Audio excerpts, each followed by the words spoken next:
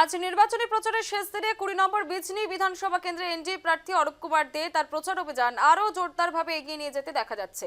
এই উপলক্ষে প্রার্থী বিজনির জয়গুরু মন্দিরে উপস্থিত হয়ে পুজো অর্চনা করেন এবং আশীর্বাদ গ্রহণ করেন এনডিএ প্রার্থী অরূপ কুমার দে। এছাড়া বিভিন্ন এলাকা পরিদর্শন করে তিনি ভোটারদের সঙ্গে মত বিনিময় করছেন এবং এনডিএর পক্ষে সমর্থন চাইছেন। দেখতে পাচ্ছেন সেই ছবি, জনসংযোগে রয়েছেন এনডিএ প্রার্থী অরূপ কুমার দে। মন্দিরে পুজো দিচ্ছেন, জনসংযোগ করছেন। মন্দিরে অরূপ কুমারদের পুজো অর্চনা, ভোটারদের সঙ্গে মত বিনিময় উঠে আসছে সেই ছবি।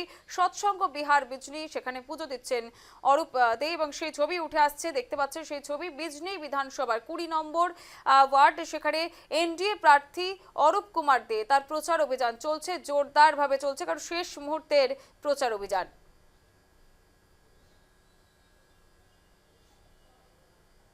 আপোনাৰ মাত্ৰ কেইটামান ঘণ্টাহে বাকী আছে নিৰ্বাচনক মুহূৰ্তৰ, কিন্তু আজি মন্দিৰে মন্দিৰে আপুনি আশীষ লোৱা দেখা গ'ল, কি ক'ব?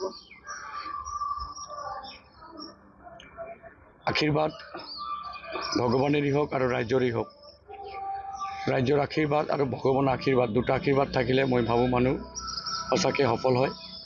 আৰু আমি আধ্যাত্মিক ধৰ্মৰ লগত জড়িত থাকি আমি আমাৰ ডিচিপ্লিন বজাই ৰাখোঁ, আৰু ভগৱানৰ আশীৰ্বাদ নাথাকিলে আমি একো কৰিব নোৱাৰোঁ। যি হয় ভগৱানৰ ইচ্ছাত হয় আৰু ভগৱানৰ আশীৰ্বাদত হয়। আজি নিৰ্বাচনৰ প্ৰচাৰৰ অন্তিম দিন। মই বিজনি টাউনৰ মজমজিয়াত আমাৰ সৎসং যে আমাৰ জয়গুৰু মন্দিৰ, এই মন্দিৰত আহি মই আচাৰ্যদেৱৰ আশীৰ্বাদ ল'লোঁ, শ্ৰী শ্ৰী অনুকূল ঠাকুৰদেৱৰ আশীৰ্বাদ ল'লোঁ।